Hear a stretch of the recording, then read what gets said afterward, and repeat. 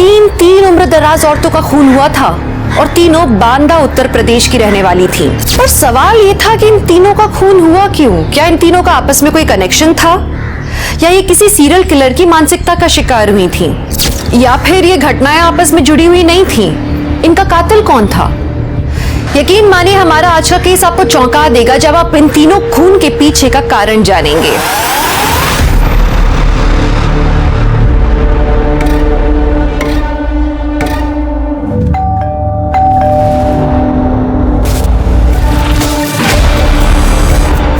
चित्रा दीदी, दरवाजा खोलिए ना चित्रा दीदी।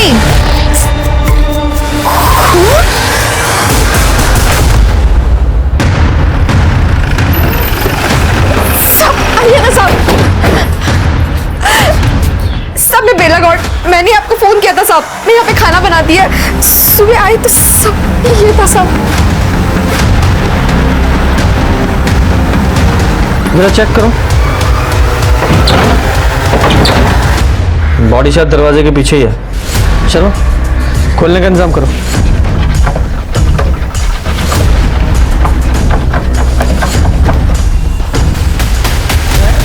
घाव काफी गहरा है और हो सकता है कातिल ने घर के ही किसी बड़े चाकू का इस्तेमाल किया हो।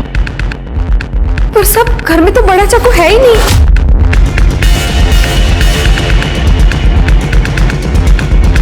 घर में और कौन कौन है? सब चित्रा दीदी और उनकी बेटी रेणु, बस दो ही लोग थे। चित्रा दीदी के पति का एक्सीडेंट 5 साल पहले ही हो गया था। पर सब वैसे तो रेणु दीदी इस टाइम पे घर पे ही होती है। रेणु का नंबर है? रेणु का नंबर? हाँ सर, नंबर स्विच ऑफ। इस घर में रेणु का कमरा है? हाँ साहब, उधर।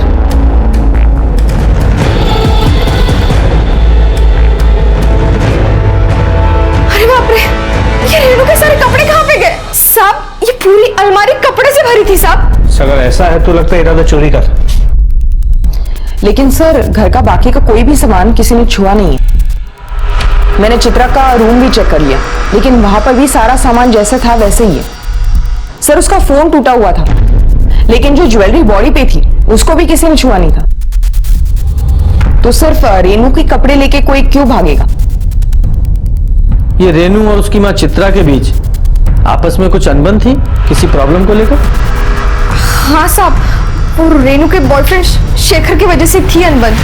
मुझसे बहस करने की कोई जरूरत नहीं है। क्यों ना बहस करूं माँ? अरे शेखर अच्छा लड़का नहीं है। वो जानता है कि ये बंगला और मेरी सारी जायदाद की इकलौती वारिस हो तुम।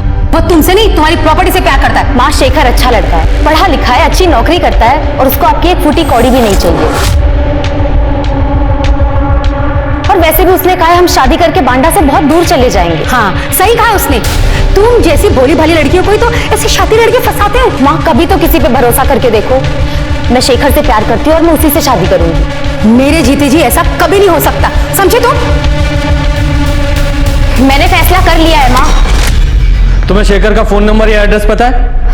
हमको सच में कुछ नहीं पता साहब। वो तो हमने उस दिन बात करते हुए सुन लिया, इसलिए नाम पता चला, बाकी हमको कुछ नहीं पता साहब। सर अगर रेणु के कपड़े गायब है, हो सकता है रेणु शेखर के साथ भाग गई हो, लेकिन फिर चित्रा का मर्डर कौन कर सकता है? अरे अंदर की तरफ चलो। मार भाई, हारे चल बाहर चल। अरे काम से जा रहे हैं भैया, ऐसे घूमने नहीं जा रहे हैं। पैसा चाहिए हमें, अपना पैसा लेने आए हैं। सर, ये आदमी रुकने का नाम नहीं ले रहा है। कैसे पैसे? और हो कौन तुम? हमारा नाम बाकीलाल है साहब। वो अशोकनगर के पास हमारा फेमस चाइनीज स्टॉल लगता है, बाकीलाल चाइनीज कॉर्नर। नाम तो सुने होगे सर? नहीं सुना है।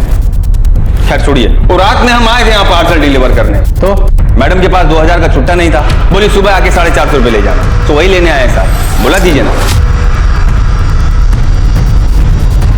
नहीं बुला सकते। काहे? इनमें से कौन सी मैडम थी? अरे यही तो थी। इनका खून हो गया। खून हो गया? हाँ। मोरी मैया, तब अब हमारा 450 रुपया कौन देगा? हमें हमारा काम करने दो, जाओ यहाँ से। अरे तो आप ही दे दीजिए ना साहब। गुप्ता बाहर निकालो से। अरे साहब, सुबह किसी का मेहनत का पैसा है, मना नहीं करते। हमारा पूरा दिन खराब हो जाएगा। शर्मा, शेखर की पूरी कुंडली निकालो, रेणु का फोन ट्राई करते रहो।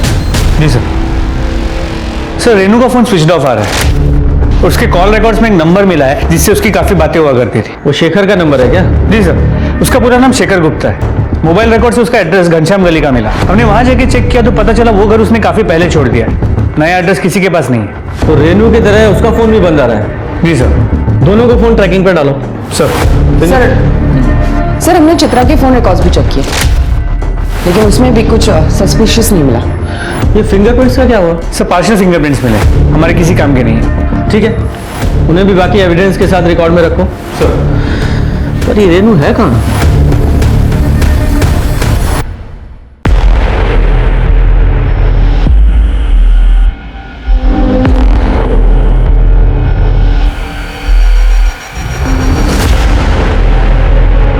शेखर, ये सब करना जरूरी है क्या?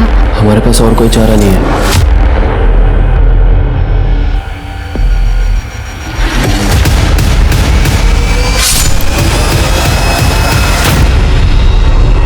सर ऐसे वार किया गया होगा चित्रा पे। बुचर नाइफ मतलब मांस काटने वाले चाकू से 5 से 6 वार किए गए, इतने गहरे कि चाकू हड्डी तक जा पहुंची थी। और रेप के कोई साइंस है?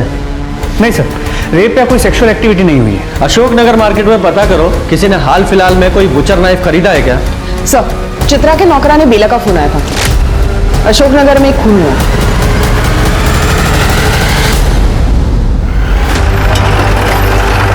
साहब आइए ना साहब। हटिए हटिए। वो रोड के उस तरफ हमारा ठेला है चाइनीज का, और राजू हमारा असिस्टेंट है, उसी को भेजे हैं कॉलेज लड़कियों को बुलाने। यहाँ हमें सब जानते हैं साहब। क्यों बेला दीदी? वो पायल और छवि बस आते ही होंगे।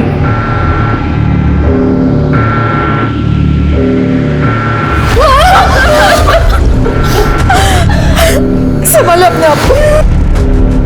बेटा, आपकी माँ की किसी से कोई दुश्मनी थी? मतलब कोई ऐसा किसी पे शक हो आपको जो इन्हें मार सकता हो?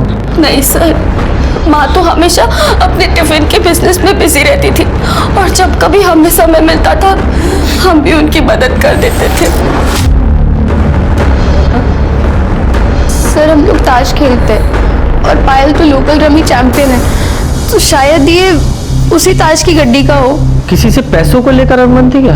हाँ सर, माँ ने एक साहूकार से 50,000 रुपए उधार लिए थे, लेकिन माँ तो कह रही थी उधार के पैसे इकट्ठे हो गए हैं। तू जाके चेक कर।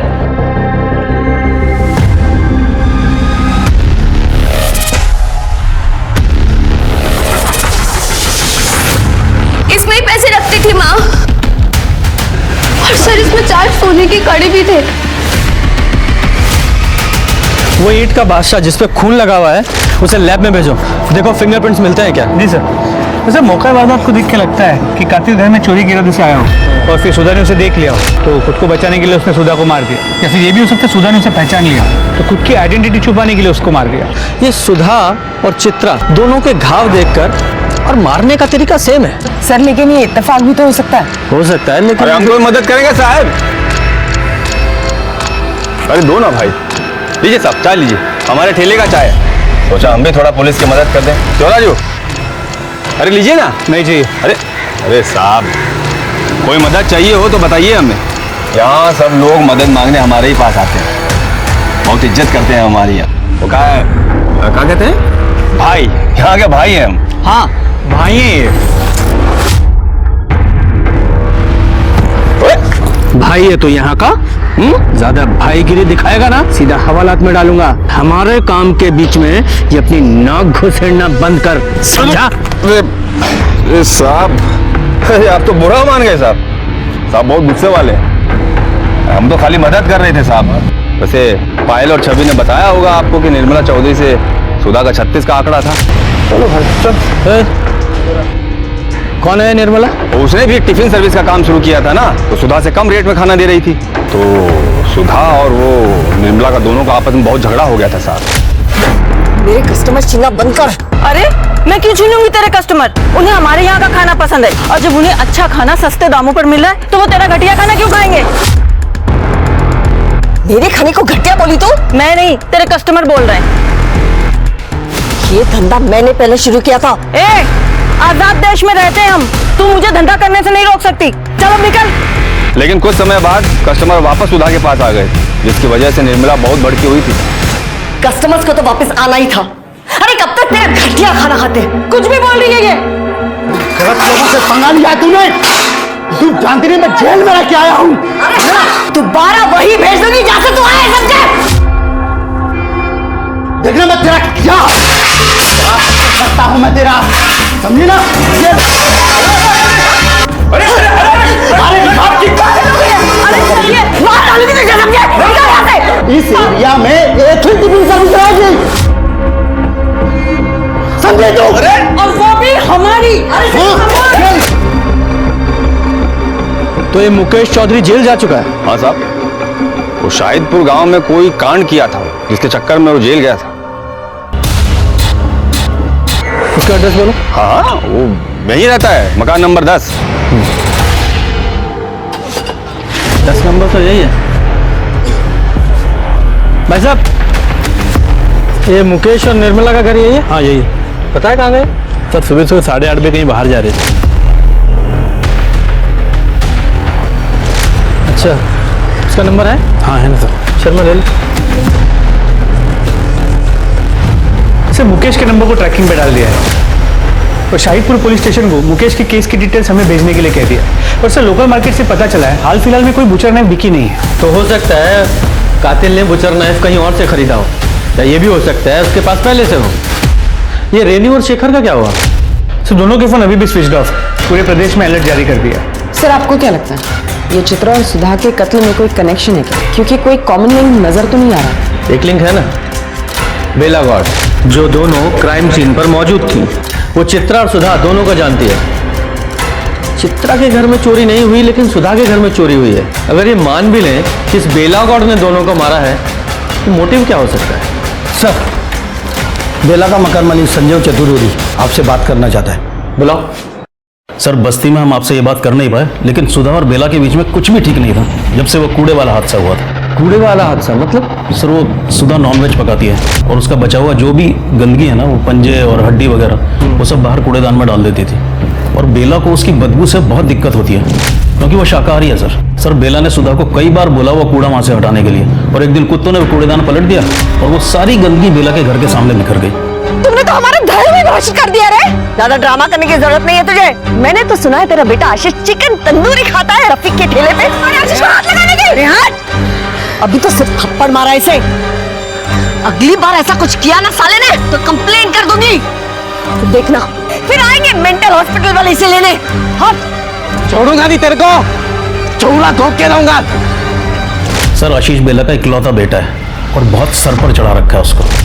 नौकरानी का काम करती है, पर इतने पैसे पता नहीं कहां से लाती है कि उसकी हर फरमाइश पूरी करती है। किराया देने के लिए पैसे नहीं है सर उसके पास। और आज सुबह जब मैं किराया लेने गया तो बहुत हो गया तुम्हारा नाटक।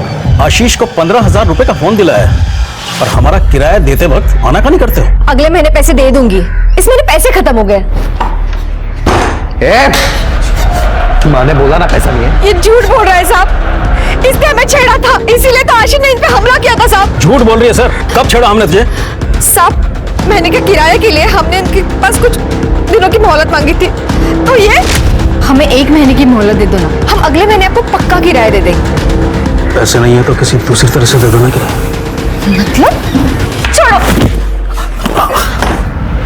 निकाल। सर झूठ बोल रही है ये। भगवान से भी तो तुझे डर नहीं लगता ना? ऐसे कैसे बात करते हैं? चुप। शांत हो जाइए। आशीष कहाँ है? आशीष नहीं है साहब, वो बाहर गए। शर्मा जरा फोन लगाओ उसे, नंबर दीजिए। सर आशीष घर पे नहीं है और ना ही कोई चाकू मिला। सर उसका फोन रिंग हो रहा है मगर वो उठा नहीं रहा। जिस दिन सुधा का मर्डर हुआ उस सुबह आशीष कहाँ था? वो तो सो रहा था साहब। पर आप ऐसे क्यों पूछ रहे हैं साहब? साहब हमारे आशीष ने किसी का खून नहीं किया साहब, वो कभी किसी का खून नहीं करेगा साहब। तो फिर वो गायब क्यों है? जैसे ही आशीष आए पुलिस स्टेशन भेजना उसे, वरना बहुत मुसीबत बढ़ जाएगी उसकी, समझ गए?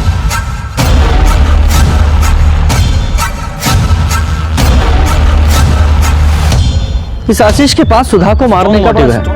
और उसने सुधा को मारने के लिए धमकी भी दी थी। छोड़ूंगा नहीं तेरे को। लेकिन सर आशीष चित्रा को क्यों मारे? क्योंकि बेला चित्रा के यहाँ काम करती थी। हो सकता है चित्रा ने कभी बेला के साथ बुरा बर्ताव किया हो, उसके साथ गाली गलौज की हो और ये बात आशीष को पता लग गई हो। सर सुधा की पोस्टमार्टम रिपोर्ट। सर इस रिपोर्ट के हिसाब से चित्रा की तरह ही सुधा पे भी 5-6 बार चाकू से वार किया गया। घाव की गहराई हड्डी तक है और सर रेप या सेक्सुअल असॉल्ट का एंगल नहीं है। मौत का समय सुबह 5 से 7 बजे के बीच का है और सर जो ताश के पत्तों पे खून मिला वो भी सुधा का है। दोनों वारदातों में जो हथियार इस्तेमाल हुआ वो भी एक जैसा है। कोई फिंगरप्रिंट? नहीं सर, कोई फिंगरप्रिंट्स नहीं मिले। ये कातिल जो भी है बहुत चालाक है। गुनाह करने के बाद अपने निशान मिटा देता है। और बात करें आशीष की तो उसे पक्का पता होगा कि पायल और छवि सुबह 6:30 बजे कॉलेज के लिए निकल जाती हैं। तो 10 फरवरी को उसने मौका देखकर सुधा के घर में घुसा और सुधा को मार दिया। इस आशीष को जल्दी से जल्दी पकड़ो।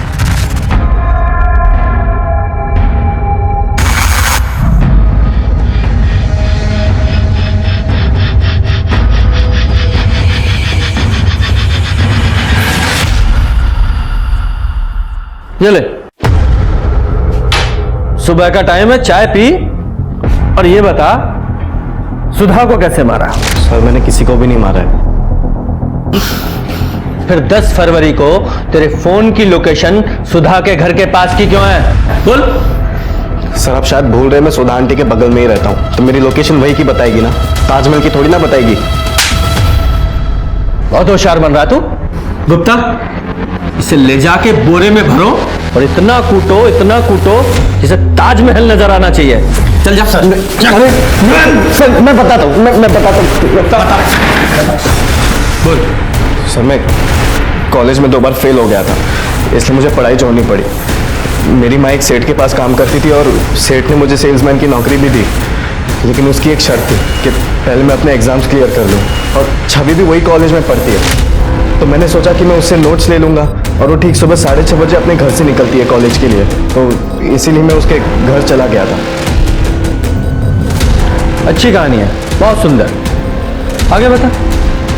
जब मैं उसके घर पर गया तभी छवि, पायल, एक कहानी तुझे मैं भी सुनाता हूँ। तुझे अच्छी तरह से पता है ना कि पायल और छवि सुबह 6:30 बजे कॉलेज के लिए निकल जाती हैं। तो 10 तारीख को जब तूने देखा कि दोनों स्कूल के लिए निकल गई हैं, तो तूने उनके घर का दरवाजा खटखटाया और जैसे ही सुधा ने दरवाजा खोला तूने उन पर हमला कर दिया। तूने अंदर घर में घुसा और सुधा को मार डाला और तूने उनके गहने और पैसे चुराए और भाग गया। नहीं सर, ऐसा कुछ भी नहीं हुआ सर। उस दिन हम अकेले नहीं थे, वहां पर और कोई भी था। अच्छा, कोई और भी था? कौन था? हम सच कह रहे हैं, हमने उसका चेहरा नहीं देखा, लेकिन वो जो कोई भी था उसी ने सुधा आंटी को मारा होगा और सारे गहने और पैसे लेकर भाग गया। अच्छा शर्मा, अगर थोड़ी देर और ये यहाँ रहा तो कहानी में एक और ट्विस्ट डाल देगा, थोड़ा मसाला ऐड करेगा। हैं? कितना झूठ बोलेगा तू? इसे तब तक कस्टडी में रखो जब तक इसके चाकू की फॉरेंसिक रिपोर्ट नहीं आ जाती। सर हम सच कह रहे सर, जान नहीं किया सर, क्यों झूठ बोलेंगे आप सर? सर सच कह रहे।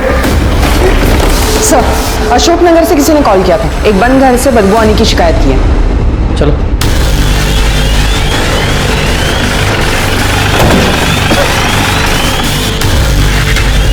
गुप्ता, ताला तोड़ो।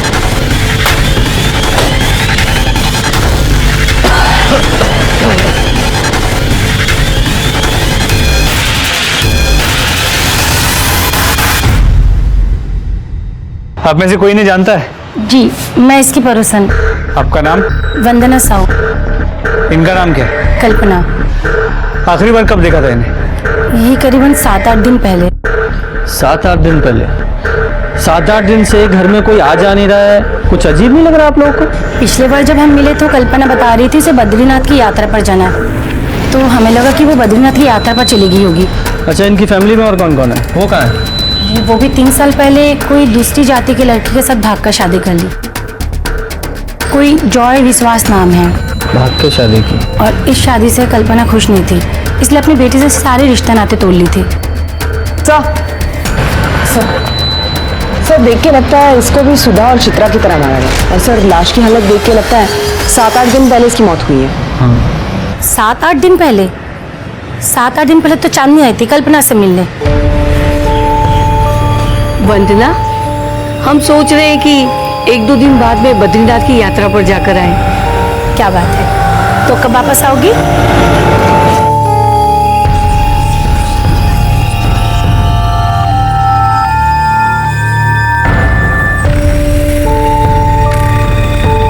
तू क्यों आई है यहाँ पर? माँ, आप अब तक नाराज हो। 3 साल हो चुके उस बात को लेकर। अब तो अपना गुस्सा छोड़ दो ना, मिट्टी डाल दो उन पुरानी बातों पर।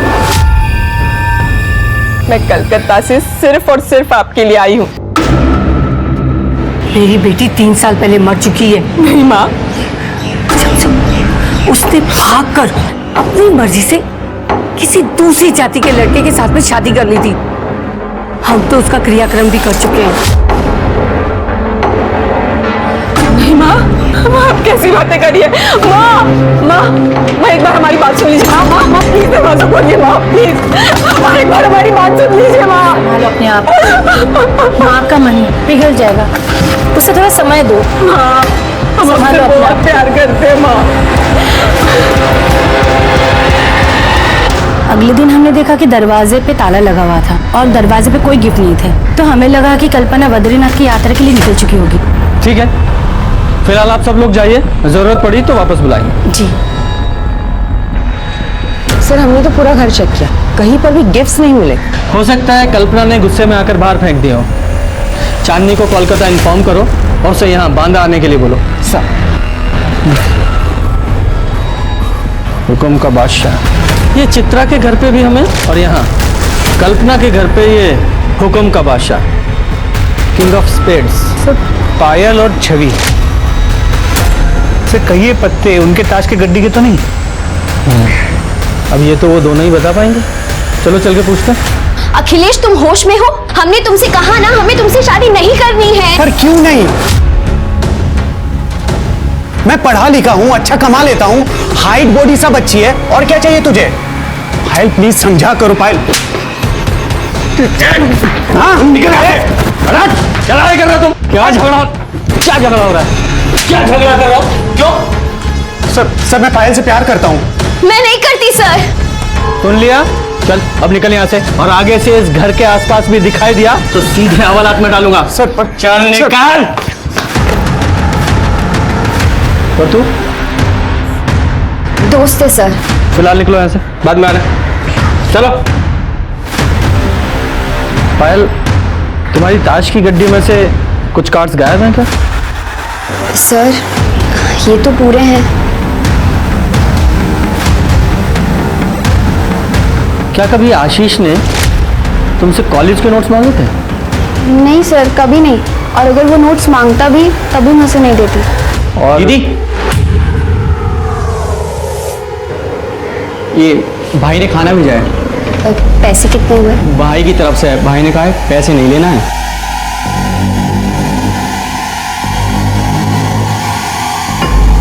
सर वो माँ की 13वीं तक घर में खाना नहीं बनेगा, तो बस हमें अड़ोस पड़ोस वाले खाना भेज रहे हैं।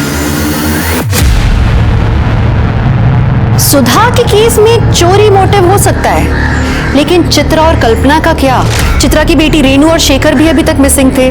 आशीष को पुलिस ने अपनी कस्टडी में रखा हुआ था, तभी उन्हें 2 सस्पेक्ट्स मिल गए, निर्मला और मुकेश, जो बांदा के बाहर एक लॉज में छुपे हुए थे।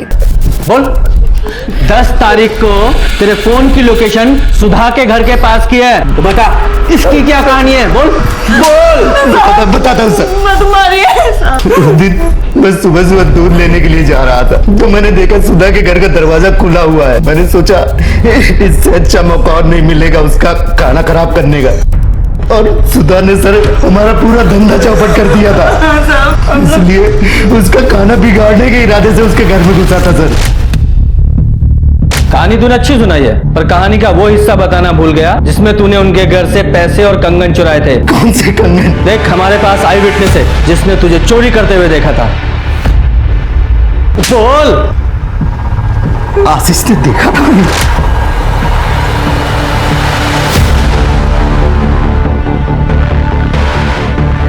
बोल, चोरी का सामान कहाँ है? पैसे तो खर्च हो गए सर। शर्मा ऐसे नहीं बताएगा, तलाशी लो इसकी। मैं सच कह रहा हूँ सर, मैं सच कह रहा हूँ। कुछ नहीं है सर मेरे पास।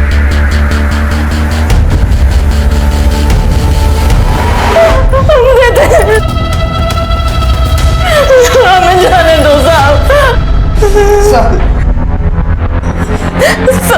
ये है ना पंकज, अब बता वो छुरा कहाँ है जिससे सुधा को मारा था?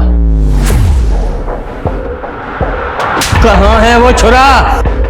सर हम चोरी की है हमने, खून नहीं किया हमने किसी के साथ। फिलहाल इन्हें अंदर ही रखो और इनके खिलाफ चोरी की चार्जशीट बनाओ, मर्डर की बाद में देखेंगे।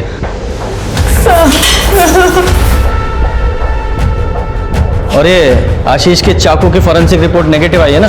जी सर। फिलहाल उसे छोड़ दो।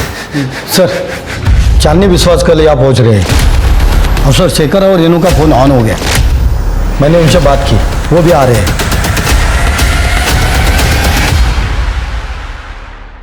सर माँ को हमारा रिश्ता मंजूर नहीं था क्योंकि शेखर हमारी कास्ट का नहीं था। मैंने उन्हें समझाने की बहुत कोशिश की थी लेकिन वो मानी नहीं और मेरे लिए लड़का ढूंढने लगी। इसलिए मैंने और शेखर ने भागने की सोची, लेकिन मैंने सपने में भी नहीं सोचा था कि उसी दिन माँ के साथ। सर हम लोग उस दिन इंदौर भाग गए थे, वहाँ पे मेरे कुछ रिलेटिव्स थे जिन्होंने हमारी मदद की। घर से कितने बजे निकली थी? सर करीब सुबह के 5 बजे के आसपास। अच्छा ये भी तो हो सकता है कि घर से जाते वक्त जब तुमने अपनी माँ के पैर छुए तो उनकी आंख खुल गई, तुम्हारी और तुम्हारी माँ की लड़ाई हुई और वो लड़ाई झगड़ा सुनकर तुम अंदर आए और तुम दोनों ने मिलकर चित्रा जी को मार दिया। और फिर ये मुझे इंदौर वाली और शादी की कहानी सुना रहे हो तुम लोग। सर क्या बोल रहे हैं आप? हमारी माँ थी वो, हम उन्हें कैसे मार सकते हैं? हाँ सर हम क्यों मारेंगे उन्हें? तो फिर ये चाकू, इसकी क्या स्टोरी सुनाओगे? तुम्हारे पास से मिला ना, ये तुम्हारे बैग में था ना? सर ये चाकू हमने इंदौर में खरीदा था क्योंकि रेनू के बैग का लॉक जाम हो गया था और हमारा सारा सामान उसी बैग में था सर। हमारे पास कोई और चारा नहीं था इस चाकू से बैग को काटने के लिए। पुलिस को बेवकूफ समझते तुम? बैग काटने के लिए इतना बड़ा चाकू कौन खरीदता है? सर हम लोग बहुत डरे हुए थे, हमें कुछ समझ में नहीं आ रहा था हम क्या करें। उस समय सर जो हमें सही लगा हमने वो किया। और सर ये दुकान का बिल सर, ये उसी दुकान का बिल है जहाँ से हमने सारा सामान और ये चाकू खरीदा था। फिलहाल तो जा सकते हो लेकिन तुम्हारा सारा सामान यही हमारे पास रहेगा एज एविडेंस। शहर छोड़कर कहीं मत जाइएगा, जब तक ये केस सॉल्व नहीं हो जाता तब तक तो बिल्कुल भी नहीं। जाइए अभी। जी सर। सर सर एक बात थी, जब हम बांदा से निकल रहे थे तो मुझे एक कॉल आया था। हेलो, उस आदमी ने कहा था कि उसने मेरी सारी मुसीबतें दूर कर दी है और अब मैं आराम से अपनी शादीशुदा जिंदगी एंजॉय कर सकती हूँ। किसका कॉल था? कौन से नंबर से? सर ये नंबर से। शर्मा जरा इस नंबर पे कॉल लगाओ, देखो कौन है।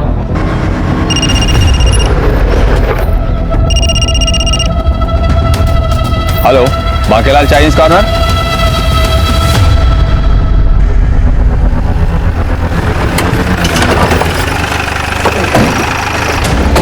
अरे आइए आइए साहब आइए। अरे हक्का नूडल खाइए साहब, हमारी दुकान का बहुत फेमस है। ए राजू, सबके लिए हक्का नूडल लगाओ। कोई हक्का नूडल नहीं चाहिए। जरा क्या हुआ साहब? चेक करो जरा। क्या चेक कर रहे हैं साहब? रेनू चौबे को फोन करके क्या बोला तूने कि उसकी सारी मुसीबत दूर कर दी है तूने? अरे साहब हम भाई हैं ना, बोले थे ना आपको, तो इमेज बनाने के लिए इतना करना पड़ता है। भाई है तू? मतलब चित्रा को तूने मारा है ना? क्या आप लोग क्या बात कर रहे हैं साहब? वो तो बताए ना आपको, इंप्रेशन जमाने के लिए ऐसे फोन कर दी थी। कब से ट्राई कर रहे थे साहब, तो सोचा थोड़ा बात हो जाएगा तो 450 रुपया भी बिल का मांग लेंगे। ऐसे बातें बना बना के नाम नहीं कमाया जाता। क्या ये भाईगिरी का जो नाटक करता है ना तू, उसे छोड़ और वो पायल और छवि को जो तूने पार्सल भिजवाए थे खाने के, उसी तरह के पार्सल बना और गरीबों में बांट, जब नाम ज्यादा हो जाएगा तेरा। क्या बात कर रहे हैं साहब? उसका पैसा तो गोपाल ने दे दिया था, वो बॉयफ्रेंड है ना उसका। हमें बताने के लिए मना किया तो नहीं बताया। लेकिन पायल ने हमें बताया था कि वो उसका दोस्त है। क्या बात कर रही है मैडम? अब सबको कैसे बताएगी कि उसका बॉयफ्रेंड सैंडविच वाले के यहाँ हेल्पर है? छोटा लोग को अच्छा नहीं समझते ना लोग, दुनिया बहुत खराब है सर हम कॉलेज के बाहर सैंडविच के स्टॉल पर अक्सर खाने जाते थे, तब हमें गोपाल से प्यार हो गया। हमने सोचा हम ये बात किसी को नहीं बताएंगे, लेकिन फिर भी तुम्हारी माँ को तुम्हारे प्यार के बारे में पता चल गया? हाँ सर, एक दिन जब हम दोनों साथ में थे तब। मम्मी, आंटी मेरी बेटी से दूर है, समझा? मम्मा मैं इसे प्यार करती हूँ। हाँ, चुप। तुझे और कोई नहीं मिला क्या? मैं टिफिन बनाती हूँ, तू क्या सैंडविच बनाएगी दिसंबर? इसीलिए कॉलेज में जाता तुझे? हाँ? तू मेरी बेटी से दूर रह, समझा? वरना काट के फेंक दूंगी तुझे। अच्छा, तो इसलिए तुमने अपनी माँ को मारने का सोचा, और इसलिए 10 फरवरी की सुबह 6:30 बजे जब तुम कॉलेज जाने के लिए निकली तो अपने घर का दरवाजा खुला छोड़ दिया ताकि ये गोपाल तुम्हारे घर में आ सके। ये घर में आया और सुधा जी को मार डाला। सैंडविच की दुकान में काम करता है ना तू? चाकू पाना तेरे लिए कौन सी बड़ी बात है? सर आप क्या बोल रहे हैं सर? हमने कुछ नहीं किया सर, हम सच बोल रहे हैं सर। तो फिर 10 फरवरी की सुबह 6:30 बजे तेरे फोन की लोकेशन पायल के घर पे क्यों है? सर वो हम कभी कभी पायल को कॉलेज तक छोड़ने जाते सर। सुबह सुबह सड़कों पर कोई नहीं होता ना, तो हमें मौका मिल जाता है साथ रहने का, बस सर, और कुछ नहीं। तो इस बात का क्या प्रूफ है कि 10 तारीख की सुबह तुम दोनों साथ में थे? सर हमारा यकीन कीजिए, उस दिन हमें छवि ने भी देखा था सर। गुप्ता सर, जब तक ये बात कंफर्म नहीं हो जाती इस गोपाल को कस्टडी में रखो। सर आप क्या बोल रहे हैं सर? सच रहे, हमने कुछ नहीं किया, यकीन कीजिए हमारा। सर हमारा यकीन कीजिए सर, हम सच बोल रहे हैं सर। चांदनी विश्वास आई है। उस दिन माँ ने तो हमारा दिल ही तोड़ दिया। उन्होंने हमसे कहा कि उन्होंने हमारा क्रियाक्रम कर दिया है। हमें तो बहुत बड़ा धक्का लग गया, लेकिन सर हमने हार नहीं मानी। हम काफी देर तक दरवाजा पीटते रहे, खटखटाते रहे, लेकिन हमारी माँ ने दरवाजा नहीं खोला। फिर हमने जो तोहफे अपनी माँ के लिए लेकर आए थे वो हमने वही दरवाजे के बाहर छोड़ दिए। वो गिफ्ट्स क्या थे? सर उसमें एक छोटा प्रेशर कुकर था, इसके अलावा एक ग्लास का सेट था और बस घर का कुछ सामान था, चम्मच वगैरह, बस इतना ही था। कोई था जो चांदनी के गिफ्ट्स का अच्छे से इस्तेमाल कर रहा था। कौन था वो आदमी? एक बात तो तय थी कि कातिल सही सीक्वेंस को फॉलो कर रहा था। पुलिस को डर था कि कातिल फिर से वार करेगा चिड़ी के बादशाह के साथ। जो पुलिस को समझ नहीं आ रहा था वो ये कि कातिल का मोटिव क्या था।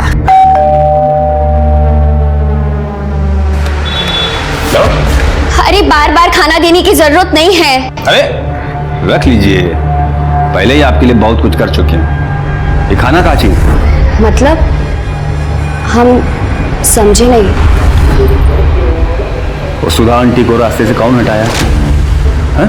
अब इतना तो बनता है ना, वो गोपाल दोस्त है हमारा। परेशान मत होइए, आपकी शादी में चाइनीज हम ही सप्लाई करेंगे, ठीक है? कोई परेशानी हो हमें बताइए। रखिए रखिए रखिए, मिलते हैं।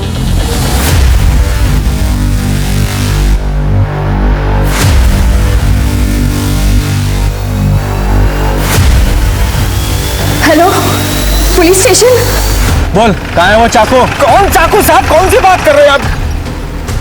देख लीजिए, चेक करो। गलती हो गया साहब हमसे, जो हम पायल और चित्रा के घर उनका हालचाल जानने चले गए, हमदर्दी दिखाने चले गए। ठीक है, यही चाहते हैं ना, आज के बाद हमदर्दी ना दिखाए, नहीं दिखाएंगे साहब। सर इधर तो कुछ नहीं है। वो ड्रॉर चेक करो। सर एक मिनट यहाँ आइए। क्या है ये? और वो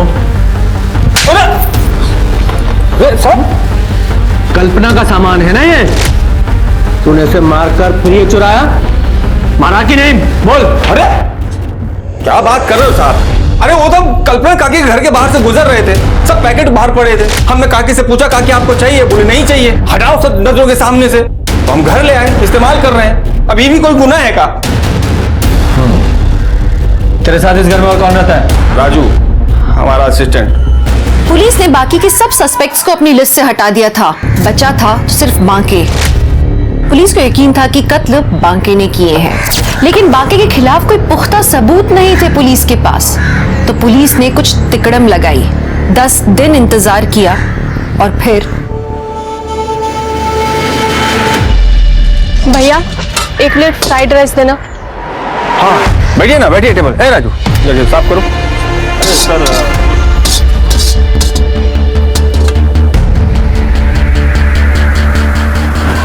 राजू जरा संभालो इसको। क्या हुआ मैडम, परेशान लग रहे हैं? कुछ नहीं, पर्सनल प्रॉब्लम है। अरे पर्सनल प्रॉब्लम है तो अपना भैया समझ के बता दीजिए, हो सकता है हम आपके कुछ काम ही आ जाए। कोई छेड़ रहा है, माँ बाप परेशान कर रहे हैं, बताइए ना। हमें छोटी बहन जैसी हैं आप, बोल दीजिए, बताइए हमें।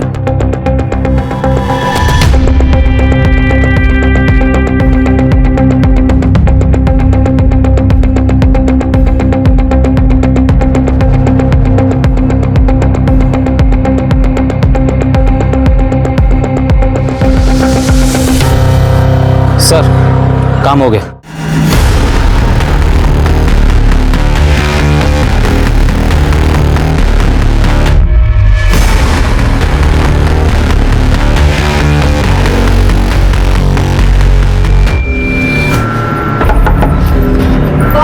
मीना जी दरवाजा खोलिए, आपकी बेटी का एक्सीडेंट हो गया है। कहाँ है मेरी बेटी? Well done ASI Meena.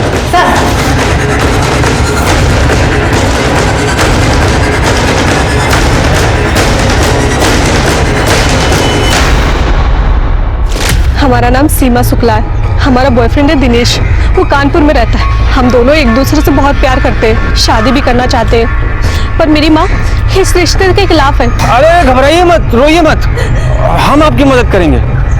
मदद? पर आप कैसे करेंगे? आप अपनी माता जी का पता और नंबर दे दीजिए हमें, और आप अपने बॉयफ्रेंड दिनेश के पास चले जाइए, बाकी हम सब संभाल लेंगे।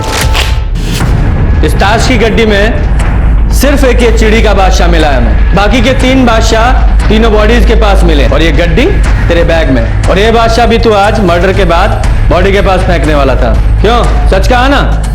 तो हाँ, तेरा चाकू भी घाव के साथ परफेक्ट मैच हुआ है। अब बोल, क्या बोलना है तुझे? बहुत मेहनत की है साहब आपको। ठीक है, हम भी सच बोलते हैं, कर दिए सारे मर्डर हम ही ने।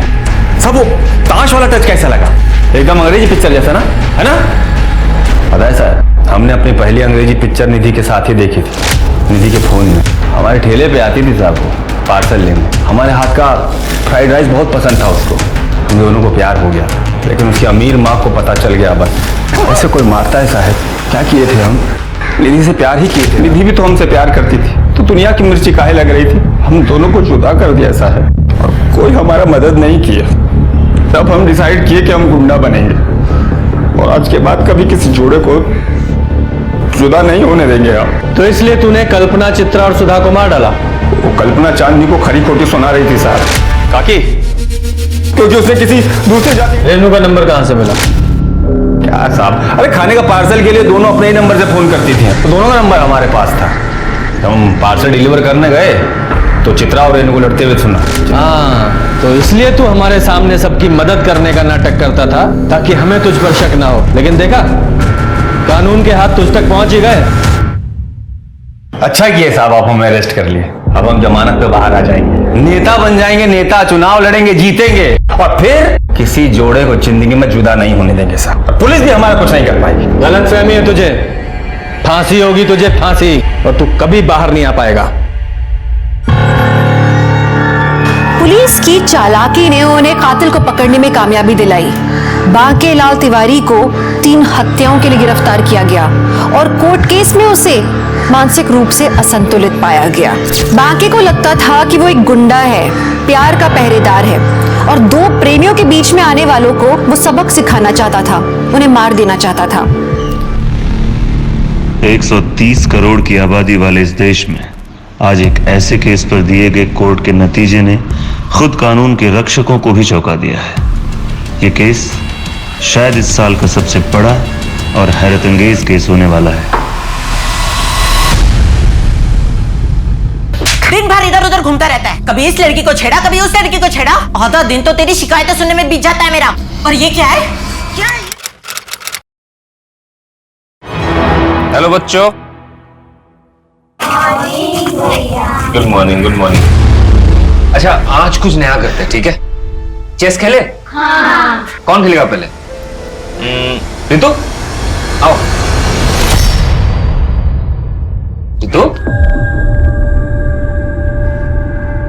क्या हो रही तू? कृति दीदी के साथ चेस नहीं खेलना? हाँ?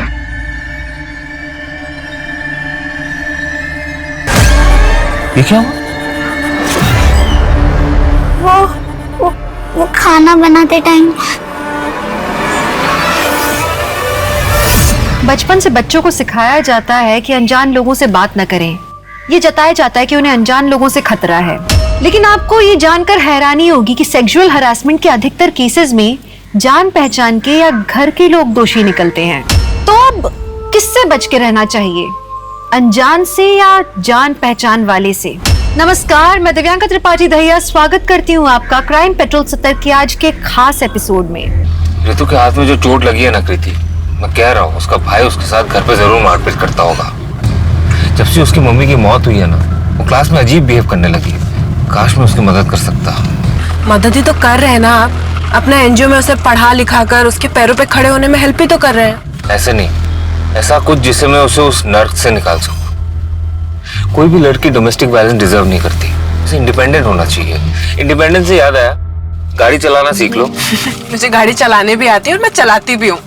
वो बस ये नैरो लेन्स और भीड़ भाड़ वाली जगह में नहीं चलती मुझसे। भीड़ भाड़ में चलाओ, कॉन्फिडेंस बढ़ाओ अपना, ठीक है? बाकी मैं तो हुई। ठीक है।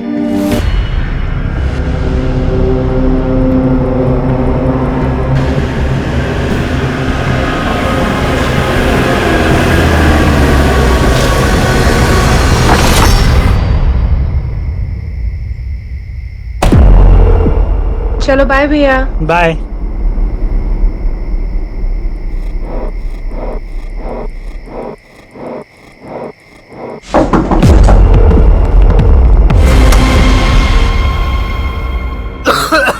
अरे मेरी सांस ही नहीं चल रही है।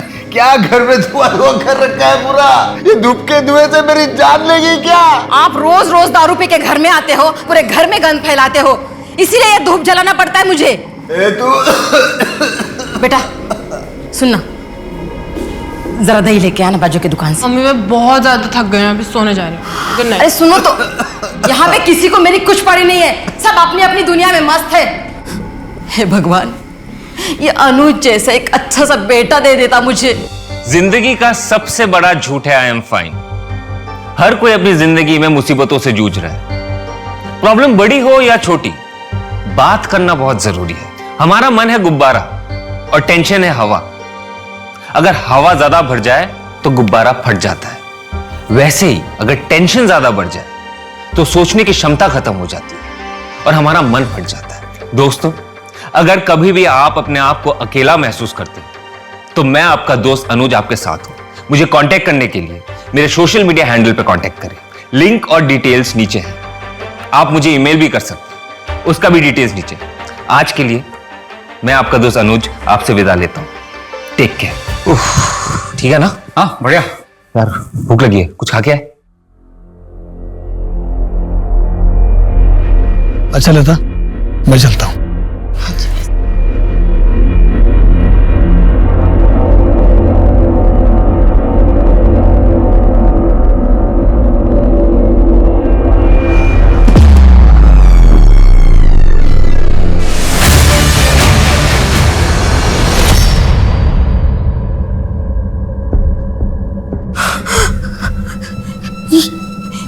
ये कैसे हो गया? पता नहीं आई।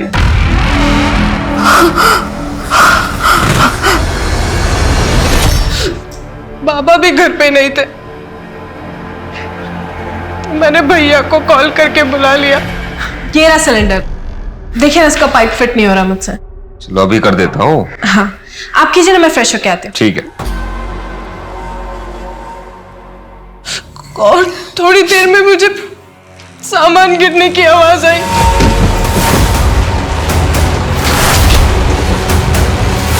भैया,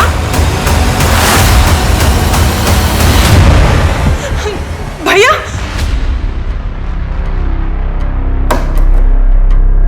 दरवाजा कब से खराब है? सर आज सुबह से ही खराब है। मैंने कारपेंटर को कॉल किया, वो शाम तक आएगा।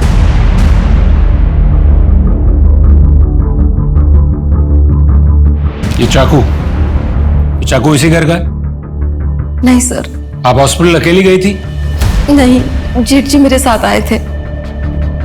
आपको किसी पर कोई शक? नहीं। कौन कर सकता है ये? पता नहीं। क्या हो रहा है यहाँ पे? हाँ? क्या हो रहा है यहाँ पे? एक मिनट रुकिए, आप कौन? सर ये मेरे बाबा है। और ये कौन है? अनुज। हाँ? भाई साहब? भाई साहब? कहां से आ रहे हैं आप? वो क्या बोलते हैं, वो बाजार से आ रहा हूं मैं। भाई साहब? शिंदे, यहाँ आजू बाजू के लोगों से पूछताछ करो, शायद किसी ने किसी को अंदर आते हुए देखा हो। और सोसाइटी के वॉचमैन से भी पूछताछ करो, शायद उसने भी कुछ देखा हो। Right sir.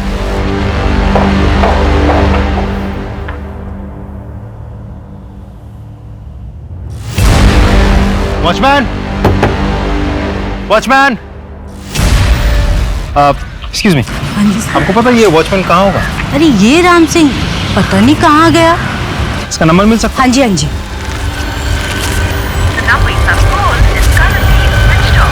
ये वॉचमैन का फोन ट्रैकिंग पे डालो और ऑन होते ही मुझे इन्फॉर्म करो, और उसकी बैंक डिटेल्स भी निकलवाओ, और उस पर नजर रखो कि वो कोई पैसे विड्रॉ करता है या नहीं। सर। और ये फिंगरप्रिंट्स लेने के लिए फॉरेंसिक डिपार्टमेंट कब आ रहा है?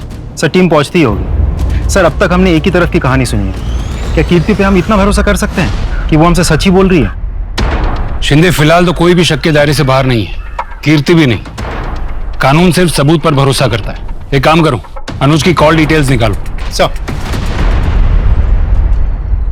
सर मेरा ब्रोकर का काम है। अनुज मेरा बहुत अच्छा दोस्त था। अभी कुछ दिन पहले ही मेरे 2-3 घरों के लिए उसी ने किराएदार दिए थे। कमीशन तक नहीं ली सर मुझसे, हमेशा सबकी हेल्प करता था। उसकी कोई गर्लफ्रेंड थी? नहीं सर। कीर्ति और अनुज के बीच रिश्ता कैसा था? नॉर्मल था सर, एक नॉर्मल भाई बहन के बीच में जैसा बॉन्ड होता है वैसा ही था। सर बड़ी अच्छी लड़की है कीर्ति, कॉलेज से आकर मैथ्स पढ़ाती है मेरी बेटी को। बहुत अच्छे नंबर आए हैं इस बार एग्जाम में सर। लेकिन कीर्ति के पिता ओम है ना, वो एक नंबर का शराबी और बेवड़ा है। लेकिन अनुज, वो तो हीरा था, हीरा। वो एक एनजीओ चलाता था, कन्या विकास संस्था।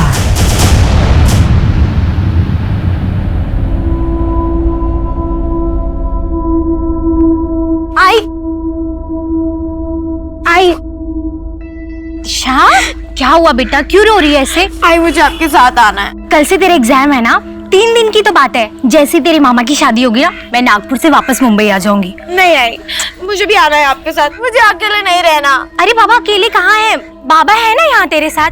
सुन, जाने दे आई को, अच्छा है, कोई डांटने वाला नहीं है। हम लोग बहुत मस्ती करेंगे, खेलेंगे, आइसक्रीम खाएंगे, है ना? और मैं जल्दी आ जाऊंगी, 3 दिन की बात है, ठीक है? आप ध्यान रखो है इसका। चलती हूँ। चलिए भैया, बाय। सुन, 2-3 दिन की बात है और मैं हूं ना तेरे साथ, तेरा बाबा। चल चल। फॉरेंसिक रिपोर्ट में मेन डोर पे जो फिंगरप्रिंट्स मिले हैं, घर वालों में से किसी की भी नहीं होगी। इसका मतलब कीर्ति सच कह रही थी। भैया जब किचन में थे तो मैं नहाने के लिए चली गई और थोड़ी देर में मुझे सामान गिरने की आवाज आई। घर में जरूर कोई घुसा था। और सब पोस्टमार्टम रिपोर्ट के हिसाब से चाकू से अनुज पर 12 वार किए गए हैं। 12 वार? सर उन्हीं जो कोई भी है वो अनुज से बहुत गुस्सा था। एक और बात सर, ये वॉचमैन राम सिंह की बैंक अकाउंट डिटेल्स चेक किए मैंने। कुछ ही घंटों पहले उसने 75,000 रुपए कैश विड्रॉ किए हैं एटीएम से। 75,000 कैश? सर इतने रुपयों की उसे क्या जरूरत आ पड़ी? सोसाइटी में बात करो और इसके बारे में पता करो। सर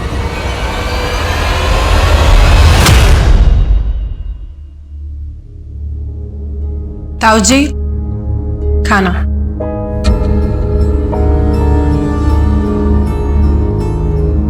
ताऊ जी आप हमारे साथ क्यों नहीं शिफ्ट हो जाते? कब तक ऐसे अकेले रहेंगे? मैं यहाँ ठीक हूँ बेटा। अच्छा खाना खा लीजिए ना, ठंडा हो जाएगा। खा लूंगा।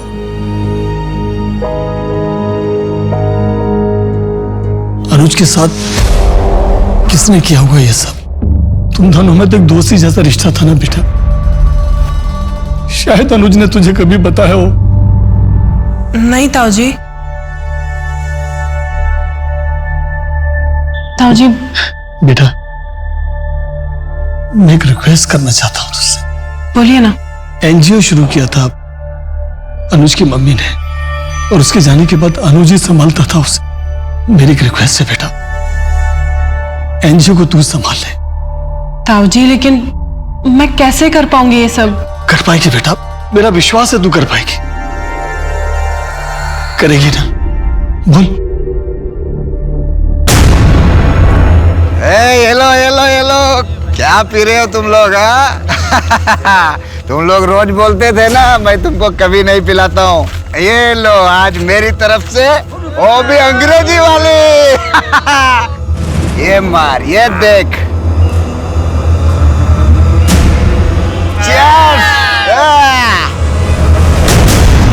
इन बच्चों को बचाने के चक्कर में कभी किसी के साथ कोई झगड़ा या फिर अनुज का कोई दुश्मन? नहीं सर, अनुज सर का ऐसा कोई दुश्मन नहीं था। कहीं ऐसा तो नहीं कि हाल फिलहाल में कोई फोन कॉल, कोई धमकी या इससे पहले कुछ हुआ हो ऐसा कुछ?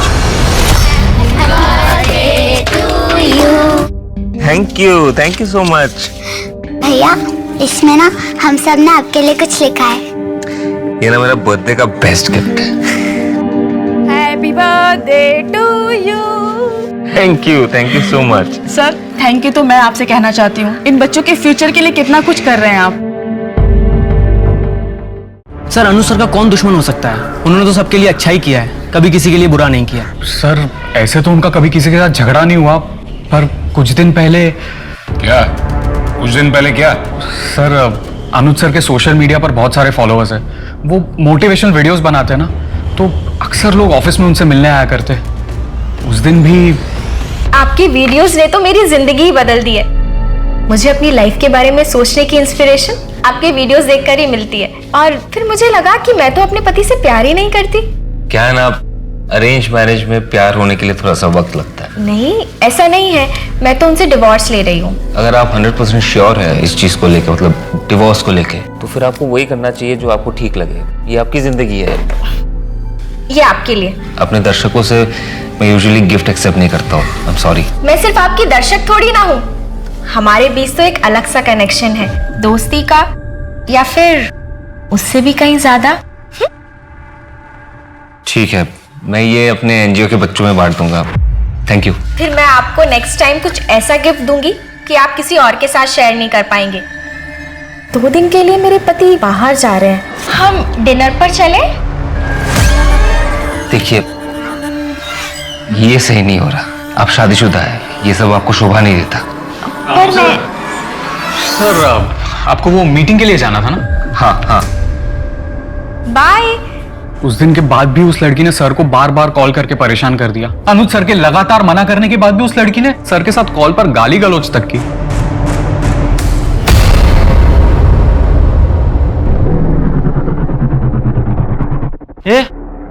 ये कपड़े इतने गंदे कैसे हो गए? वो गाड़ी गई थी पास से, पूरा कीचड़ उछालते हुए चली गई। बदल ले कपड़े। हाँ। कहाँ जा रही है?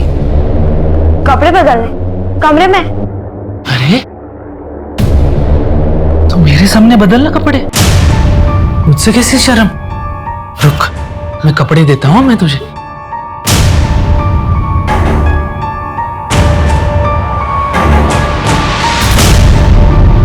ये ले, बदल ले मेरे सामने, बदल कपड़े। मैं बदल रहा हूं। सर, उस वॉचमैन राम सिंह के बारे में कुछ पता चला है। इस आदमी को इससे पहले 3 नौकरियों से निकाला गया है। इसके झगड़ालू स्वभाव की वजह से ये कहीं भी जाता है, लड़ाई करता है, झगड़ा करता है। एक और बात सर, इसके खिलाफ एक पुलिस कंप्लेंट भी है। एक आदमी को बहुत बुरी तरह से पीटा था इसने।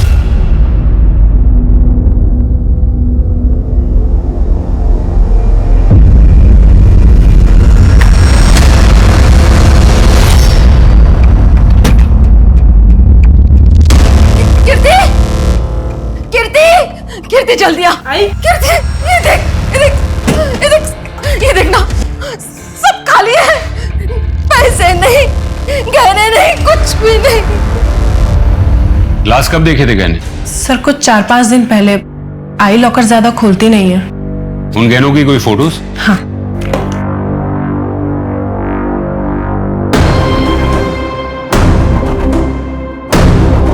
सर ठीक है, आप लोग जा सकते हैं, हम इसके बारे में पता करते हैं। जी। सर, गहनों का गायब होना और अनुज के मर्डर के बीच कोई कनेक्शन तो नहीं है? हो सकता है शिंदे, एक काम करो, ये फोटोज आसपास की दुकानों में सर्कुलेट करो और उनसे कहो कि ये गहने अगर कोई बेचने आया है या आता है तो हमें तुरंत इन्फॉर्म करें। Right sir. मैं आपको बता नहीं सकता हूँ मुझे कितनी खुशी हो रही है आपको एनजीओ ज्वाइन करते हुए देखकर। मनु, एक बात बताओगे? ये डोमेस्टिक वायलेंस और अब्यूज से रेस्क्यू किए गए बच्चों को कहाँ लेकर जाया जाता है? उन्हें तो हम लड़कियों के शेल्टर होम्स में ही रखते हैं और वो हमारे एनजीओ के ही अंडर आते हैं।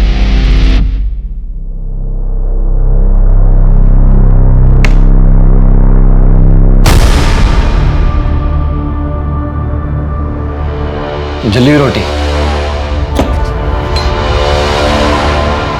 हाय रितु, क्या है आपका? मेरा नाम अनुज है, कन्या विकास संस्था से हम। हमें सरकार ने अपॉइंट किया रितु को ले जाने के लिए। क्यों क्यों ले आना है? क्योंकि तुम रितु के साथ बुरा बर्ताव करते हो। बहन है मेरी वो, और देखता हूँ कौन और कैसे लेके जाता है। लड़ाई करोगे हमसे? करो, सब रिकॉर्ड हो रहा है। सिविल केस तो लग ही गया है तुम्हारे ऊपर, अब क्रिमिनल केस भी लगेगा, लंबा अंदर जाओगे। रितु बेटा इधर आओ। रितु कहीं नहीं जाओगे तुम। डरूंगा। देख लूंगा तुम सबको। देखेगी तो पुलिस तुमको, कल आएगी तुम्हारी खातिरदारी करने। चल चल।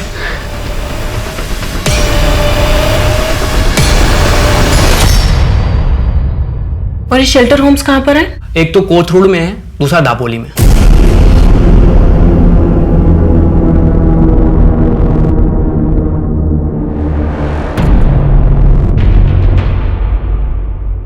शर्म नहीं आई तुझे? बता बता, कहाँ मुंह काला करके आई है? छोड़ूंगी नहीं मैं तुझे। शर्म नहीं आई तुझे? हाँ, क्यों मार रही हो उसे? अरे इससे पूछो क्यों मार रही हूँ? मुंह काला करके आई है ये, पेट से आई है। अरे कैसे बाप हो तुम? तुम्हें शर्म आनी चाहिए। तुम्हारी बेटी मुंह काला करके बैठी और तुम्हें कोई फर्क ही नहीं पड़ रहा है। मैं देखता हूँ, मैं संभालूंगा। गुस्सा करके कोई मतलब नहीं है, बस।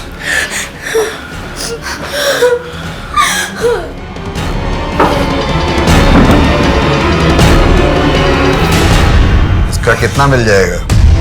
असली तो है ना? खुद ही देख लो। ठीक है, मैं चेक करके बताता हूँ। देखो देखो।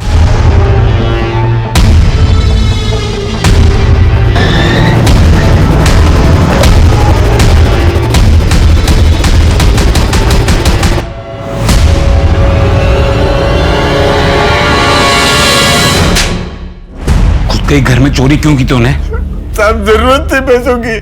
मेरे घर में कोई सीधे मुंह बात तक नहीं करता है मुझसे। बड़े भैया भी पैसा ला करके लता के हाथ में देते हैं। तुझे दारू के लिए पैसों की जरूरत थी ना? हाँ थी ना।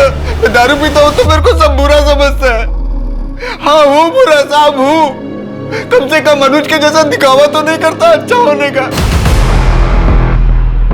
क्या मतलब? मतलब उसका चक्कर चल रहा था। वो रेस्टोरेंट में लड़की के साथ हाथ में हाथ डाल के ऐसे बैठा था, देखा मैं उसको। अब की बात है ये गए रविवार की बात है साहब। गए रविवार? तो गए रविवार तो वैलेंटाइंस डे। जी मैं कन्या विकास संस्थान से आई हूँ। आपके यहाँ पर एक लड़की आई होगी रितु, 30 जनवरी को। जी मैं चेक करके बताती हूँ।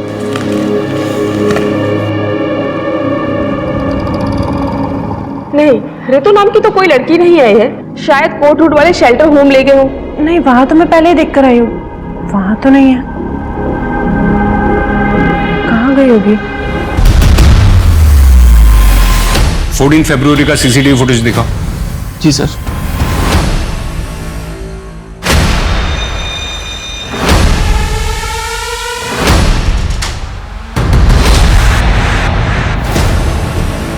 या अंदर का सीसीटीवी फुटेज दिखाओ। सर कुछ दिन पहले ही कैमरा खराब हुआ है। ठीक है, थोड़ी देर के बाद वो लोग बाहर तो निकले होंगे ना, बाहर की फुटेज दिखाओ। Yes sir.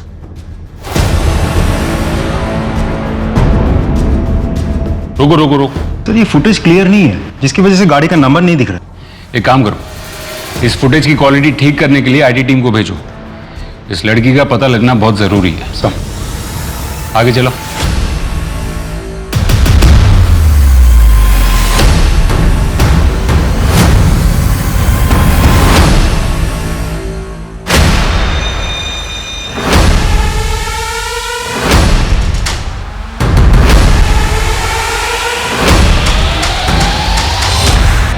ये कौन है? सर ये तो दिनेश है, पास में ही रहता है सर।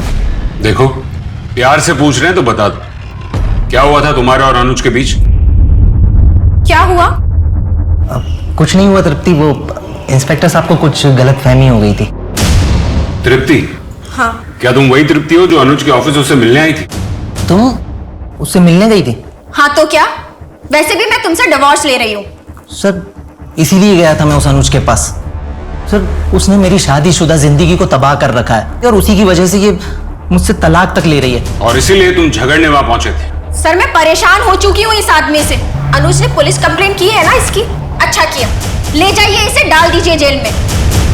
जेल में कोई ना कोई जाएगा, ये बात तो पक्की है, क्योंकि अनुज का मर्डर हो चुका है।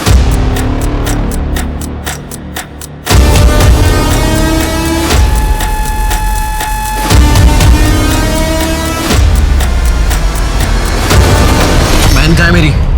मुझे पता लग गया कि तुम्हें किसी सरकार ने नहीं भेजा था। छोड़ो मुझे। बहन कहाँ है मेरी? बचाओ, बचाओ मुझे। क्या हुआ? क्यों छेड़ रहे हो उसको? ये अपना काम करना। ये आदमी पता नहीं कौन है, मेरा रेप करने की कोशिश कर रहा है। सर, उस स्कूटी का पता चल गया है, वो किसी श्रुति सिंह के नाम पर रजिस्टर्ड है, एड्रेस भी मिल गया है। गुड, चलो। सर, ये चोट कैसे लगी? वो मैं गिर गई थी। आप और अनुज कब से एक साथ थे? यही कुछ साल भर से। साल भर से? कमाल है। अनुज ने कभी आपके बारे में उसके दोस्तों से या फैमिली मेंबर से बात नहीं की? एक्चुअली अनुज ये चाहता था कि पहले उसके पापा राजी हो जाएं, फिर वो सबको बताएगा। आप दोनों मिले कैसे थे? हम कॉलेज में मुंबई में एक साथ थे, उसके बाद मैं पुणे आई जॉब के लिए और फिर हमने वहाँ मिलना स्टार्ट किया। आओ आओ आओ, ये देखो, ये रहा तुम्हारा नया घर। कैसा लगा? घर तो बहुत अच्छा है, थैंक यू सो मच यार। थैंक यू बोलने की कोई जरूरत नहीं है। एक्चुअली क्या है ना, मेरा दोस्त ब्रोकर है। अच्छा, तुम्हारी कोई गर्लफ्रेंड है? एक्चुअली मैं शादीशुदा हूँ, मेरा एक बेटा भी है। ओके।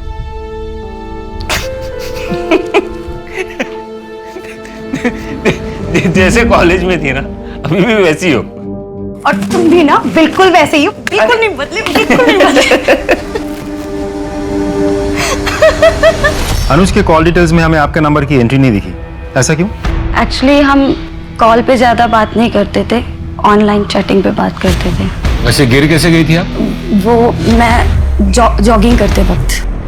सर, बहुत ही अजीब रिश्ता था दोनों के बीच। फोन पे एक दूसरे के साथ बात नहीं करते थे, एक साल से एक साथ है, किसी को भनक तक नहीं लगी इस बात की। हाँ, अजीब तो है।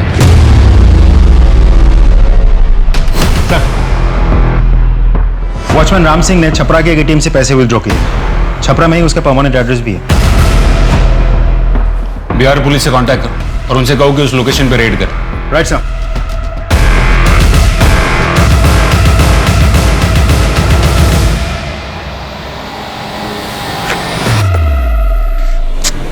चाबी लाना तो भूल ही गई।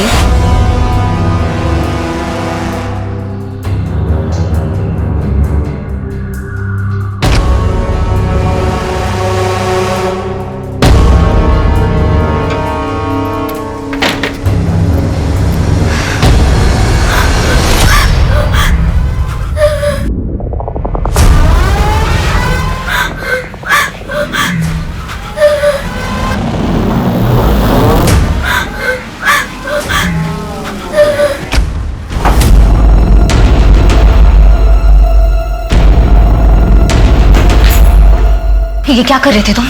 मैं अरे कुछ नहीं लक्ष्मी, बस झूठ मत बोलो। क्या कर रहे थे तुम? कुछ नहीं लक्ष्मी। छोड़ूंगी नहीं तुम्हें मैं। लक्ष्मी मैं तो मैं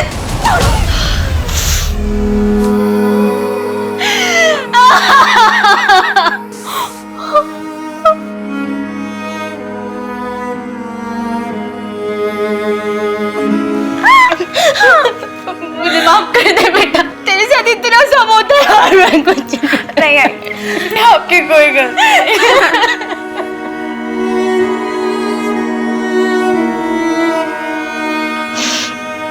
चल। कहाँ? Police station.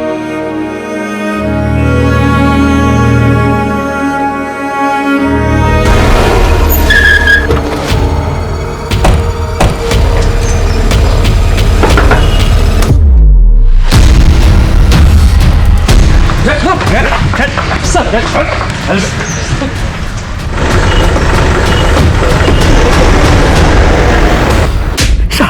बोल, सच बोल। साहब, हमने अनुज बाबा को नहीं मारा था, वो अच्छे आदमी थे, उनको मारकर भला उनको काम मिलेगा साहब।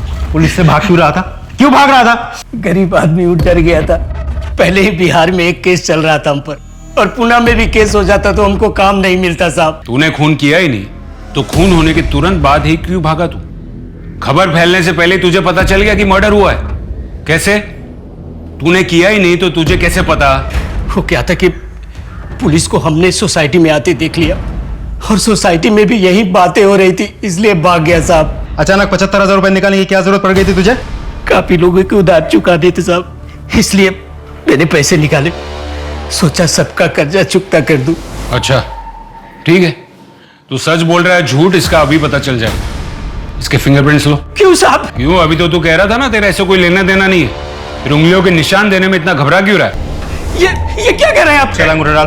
डाल साहब। रुकिए साहब, हम बताते हैं साहब। उस दिन हम सोसाइटी में ही थे, ड्यूटी पे था, तभी कुछ टूटने और फूटने की आवाजें सुनाई दी। वही आवाज सुनकर मैं वहां पहुंच गया था साहब। बाकी मैंने मर्डर नहीं किया, मैं सच बोल रहा हूं साहब। तूने मर्डर नहीं किया तो किसने किया? बोल।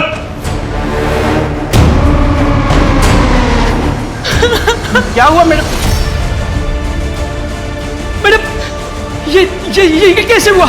इसलिए साहब हमने एटीएम से 75,000 रुपए निकाले और अपने गांव भाग गए, क्योंकि पहले से ही हमारा नाम पुलिस रिकॉर्ड्स में था, और फिर से किसी केस में हमारा नाम ना आ जाए, इसलिए मैं यहाँ से भाग गया। सर मैंने नहीं मारा है अनुज भैया को, मैं तो बस चाकू बाहर निकाल रही थी। तो फिर तो चाकू पर तुम्हारे फिंगरप्रिंट्स होने चाहिए थे, वो क्यों नहीं मिले? और जब तुम्हारी माँ घर पर आई उसने तुम्हारे हाथ में चाकू नहीं देखा था।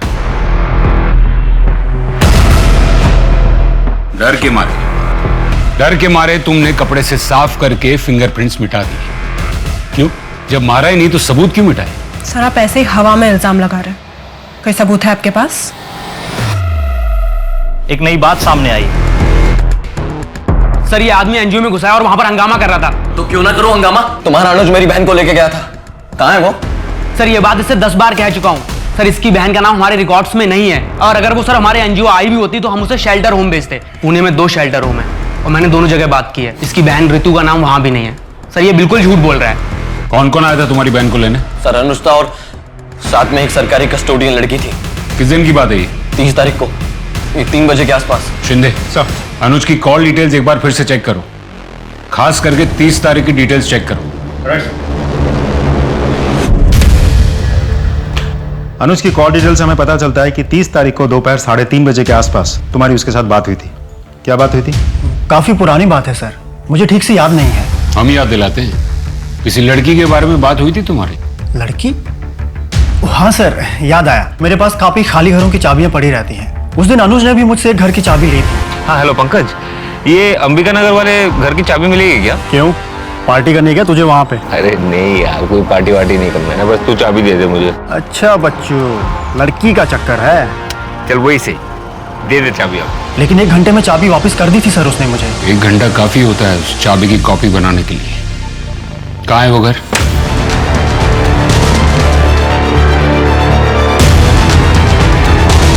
उसके बाद क्या हुआ? अनुज भैया, वो मैं आओ शेल्टर होम मंडे को खुलेगा, तब तक तुम यहीं पे रहोगी, ठीक है? भैया इतने बड़े घर में मैं कभी नहीं रही। थैंक यू भैया। चलो तुम्हें घर दिखाता हूँ। हाँ। इस तरफ। अनुज भैया मेरा पूरा ख्याल रखते थे, अच्छे से खाना देते थे। अच्छा है, किसी भी चीज की जरूरत पड़े तो मुझे बताना, ठीक है? फिर उसके बाद क्या हुआ?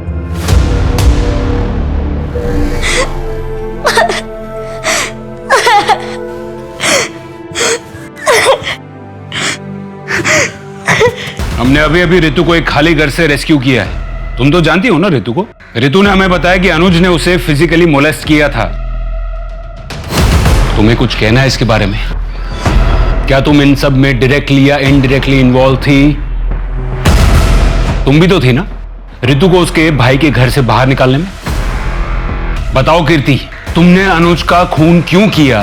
सर आप अभी भी हवा में इल्जाम लगा रहे हैं। मैं आपको पहले भी बोल चुके हैं, मैंने अनुज भैया को नहीं मारा है। बाकी अगर कोई सबूत है आपके पास तो दिखाइए। सबूत नहीं है, आई विटनेस है जिसने तुम्हें मर्डर वेपन हाथ में पकड़े हुए देखा था और फिर तुमने उस वेपन पर से अपने फिंगरप्रिंट्स मिटा दिए। इसलिए सबूत ना होने के कारण तुम पर मर्डर तो नहीं लेकिन मर्डर वेपन के साथ छेड़छाड़ करने का केस तो बनता है और जब तक ये केस कोर्ट में नहीं जाता तुमको यहीं रहना होगा।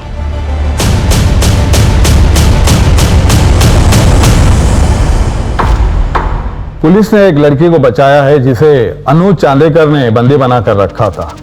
हो सकता है इसका इस केस से कोई वास्ता ना हो और ना ही मर्डर वेपन पर आपके फिंगरप्रिंट्स मिले हैं, लेकिन मिस कीर्ति चांदेकर मर्डर वेपन हाथ में पकड़े हुए डेड बॉडी के पास आपको देखा है एक आई विटनेस ने। इस सफाई में आप कुछ कहना चाहेंगी? Not guilty. लेकिन उस दिन के बारे में मैं कुछ और बताना चाहती हूँ। बताइए उस दिन क्या हुआ था?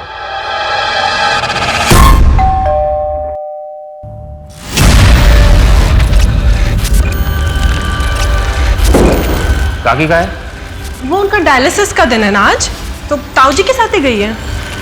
ये रहा सिलेंडर, देखिए। पता नहीं इसका पाइप फिट ही नहीं हो रहा है, मुझसे बहुत ट्राई किया मैंने, तो आपको फोन।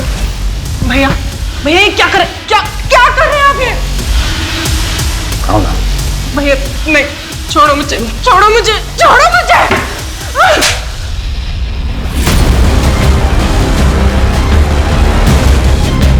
भैया प्लीज प्लीज मुझे जाने दो, प्लीज छोड़ दो। क्या हो गया तुझे? हाँ? क्यों भाग रहे हैं मुझसे? हाँ? भैया नहीं नहीं, छोड़ो छोड़ो मुझे।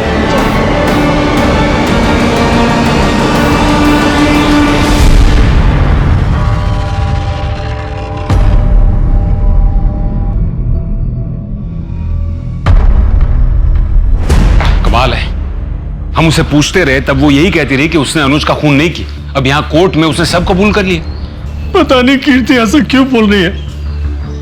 मेरा बेटा अनुज कभी भी ऐसा नहीं कर सकता।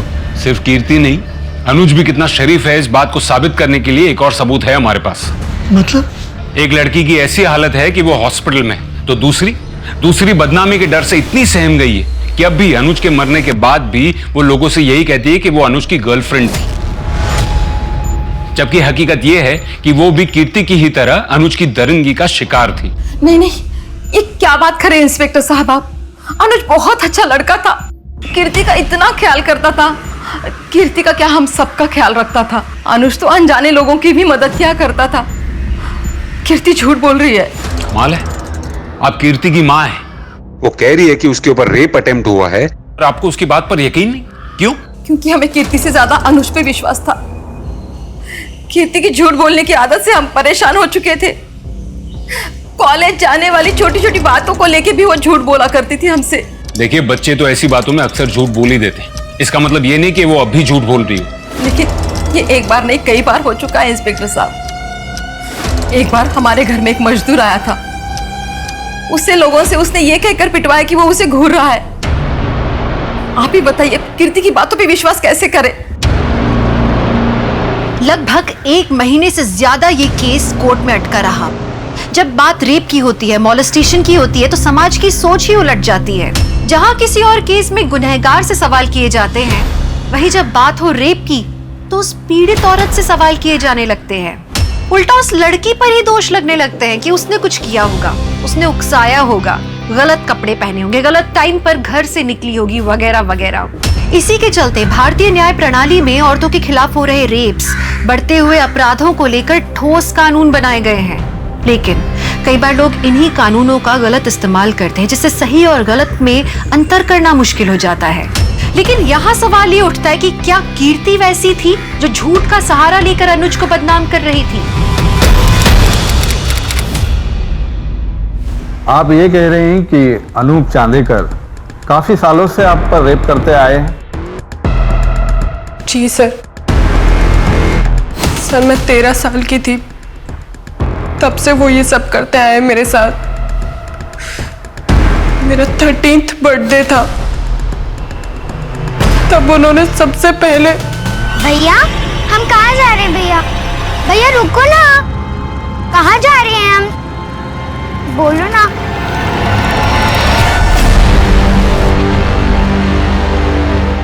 थैंक यू भैया। बहुत डर गई थी मैं उस दिन। अगले 4 साल तक वो बार बार मेरा रेप करते रहे।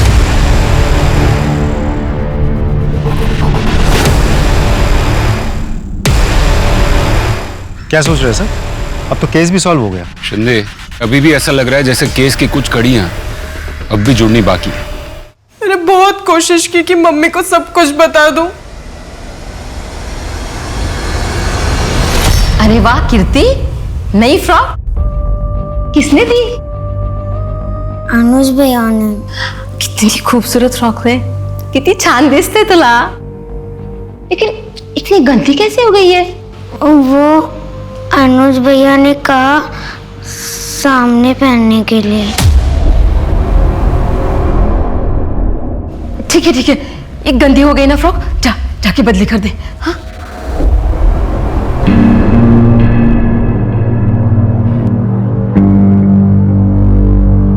अनुज भैया के पास मेरे फोटोज थे। अगर ये बात मैं किसी को भी बताती तो वो फोटोज ऑनलाइन डाल देते।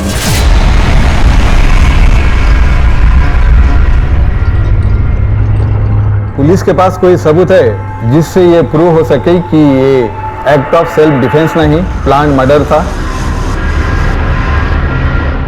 नहीं मिलॉर्ड। अभी कुछ ही समय पहले सेल्फ डिफेंस का ऐसा ही एक केस मुंबई में सामने आया था, लेकिन सेक्शन 100 के तहत यहाँ की सारी दलीलें सुनने के बाद एक्ट ऑफ सेल्फ डिफेंस के चलते सेक्शन 100 के तहत कोर्ट कीर्ति चांदेकर को बाइज्जत बरी करती है।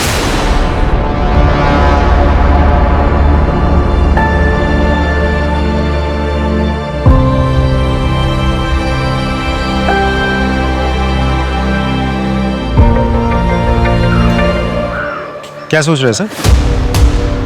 अब तो केस भी सॉल्व हो गया। शिंदे, केस खत्म होने में और केस सॉल्व होने में फर्क है।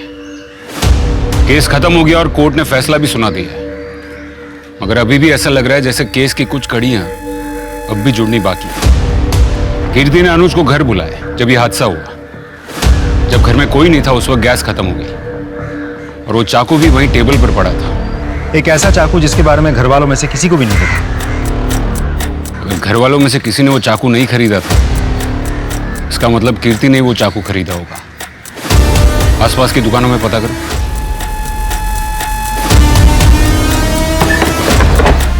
साहब कुछ याद नहीं, कौन और कब ले गया था? फोटो चेक कीजिए।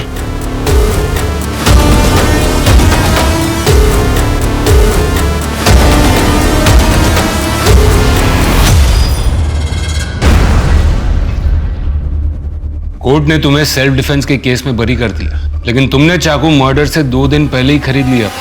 क्यों? तुमको पहले से ही पता था कि सेल्फ डिफेंस में उसकी जरूरत पड़ेगी। ये कोई सेल्फ डिफेंस के लिए नहीं, बल्कि बहुत ही शातिर तरीके से प्लान किया गया मर्डर था, है ना? आपको क्या लगता है कोर्ट में हर कोई झूठ ही बोलता है या थोड़ा बहुत सच भी बोलता है? बचपन से मेरे साथ रेप होने वाली बात एकदम सच है। मतलब तुमने जो भी किया वो बदले की भावना से किया। लेकिन एक बात समझ में नहीं आई, अगर तुमको अनुज को मारना ही था तो इतने सालों के बाद क्यों मारा? एक बात बताइए, अगर आपके साथ कभी कुछ बुरा हुआ हो, क्या आप चाहेंगे किसी और के साथ भी वैसा हो? ये किसके लिए है? रितु के लिए, नई जिंदगी की जो शुरुआत कर रही है। अच्छा, आप शेल्टर होम में जा रहे हैं ना? मैं भी चलूं आपके साथ? अरे नहीं, वो ज्यादा लोगों से मिलने नहीं देते उसे। इतना जो सहा है उसने अभी। कौन से शेल्टर होम में वो? जहाँ पे भी है खुश है। तुम जान के क्या करोगे? रितु के साथ वो सब ना हो जो मेरे साथ हो रहा था। उस दिन अनुज के साथ रितु के घर मैं ही गई थी। मुझे लग रहा था मैं उसकी मदद कर रही हूँ, लेकिन जब मैंने वो फ्रॉक देखी तब मैं समझ गई कि रितु खतरे में है। ऋतु के साथ मैं ऐसा कुछ भी नहीं होने दे सकती थी जो मेरे साथ हुआ है। लेकिन एक बात तो तय है कि तुमने मर्डर किया है, एक प्लान्ड मर्डर। आपको जो सोचना है आप सोच सकते हैं।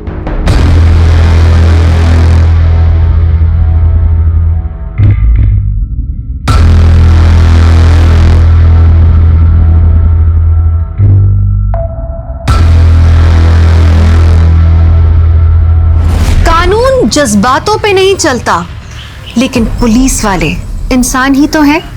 सही और गलत में वो फर्क साफ देख सकते हैं। कीर्ति ने खून किया, लेकिन उसके पीछे उसका इंटेंशन किसी की जान बचाने का था, सेल्फ डिफेंस नहीं, लेकिन डिफेंस तो था। अनुज जैसे दरिंदे अपने नापाक इरादे को पूरा करने के लिए हमेशा मौके की तलाश में रहते हैं, लेकिन हमें उनसे सतर्क रहना चाहिए। कानून के दायरे में रहते हुए हमें सही कदम उठाना चाहिए। अपने हो या पराये, आप सबसे सुरक्षित रहिए, अपना ख्याल रखिए। इसी के साथ मैं दिव्यांका त्रिपाठी दहिया लेती हूँ आपसे विदा। फिर मिलूंगी अगले केस के साथ। आप देखते रहिए क्राइम पेट्रोल सतर्क। जय हिंद। क्राइम पेट्रोल के और भी दिलचस्प कहानी देखने के लिए हमारे चैनल को सब्सक्राइब करें और बेल आइकॉन दबाना न भूलें।